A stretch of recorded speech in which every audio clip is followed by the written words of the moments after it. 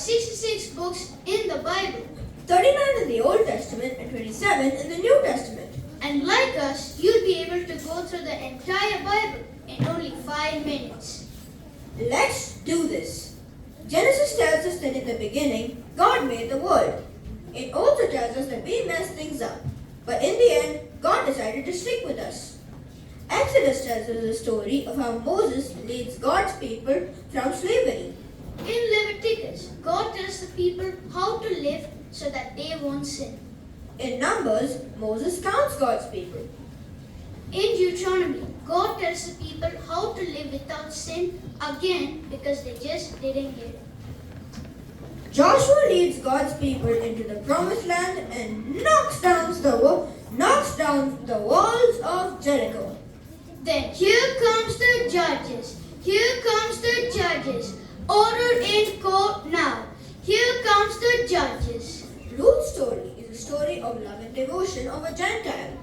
Her obedience brings her into the privileged lineage of Christ. Samuel was such a great prophet.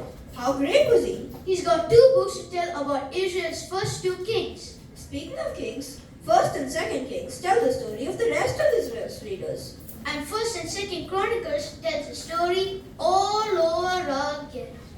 Ezra tells us the story of how God forgave his people after their kings led them astray.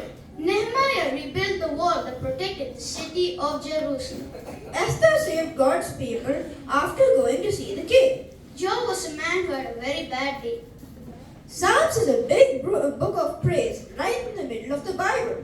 Proverbs and Ecclesiastes are filled with wisdom. And Song of Solomon is all about love.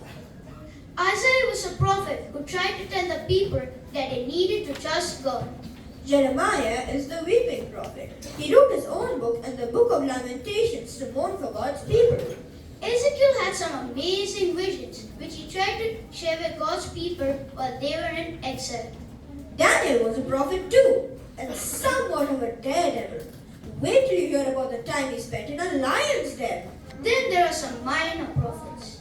Hosea, Joel, Amos, Obadiah, and Jonah. Boy, was that guy fishy. Micah, Nahum, Habakkuk, Zephaniah, Haggai, Zechariah, and Malachi. All these people told the children of God not to disobey him, otherwise that they would be punished. And some of them, well, they told about the Messiah who would one day come and save us all. Speaking of the Messiah, Matthew is all about the Messiah. It's one man's way of saying, hey, have you met my friend Jesus? Mark also wrote a book about his friend Jesus. Luke was a doctor who said, hey, have you met my friend Jesus? John wrote, in the beginning was the Word, and the Word was with God, and the Word was God. He was my friend Jesus. Have you met my friend Jesus? Acts tells us about Jesus' followers who started the early churches. One of the early church leaders, a man named Paul, wrote a bunch of letters to those churches. 1 to the Romans, 2 to the Corinthians, and 1 each to the Galatians, Ephesians, Philippians, and Colossians. Paul also wrote some personal letters, 2 to the Thessalonians, 2 to his buddy Timothy, and 1 each to Titus and Philemon. Paul wasn't the only one to write letters. There's 1 to the Hebrews, 1 from Jesus' brother James, 2 from Peter, 3 from John, and 1 from Jude. and then there's Revelations, where God tells how the story ends. But the story's not over yet. We're still in it. You're right. All the more reasons to get to know more about the 66 books of the Bible. Maybe you won't be able to do them in 5 minutes just like we did. But the more you know them, the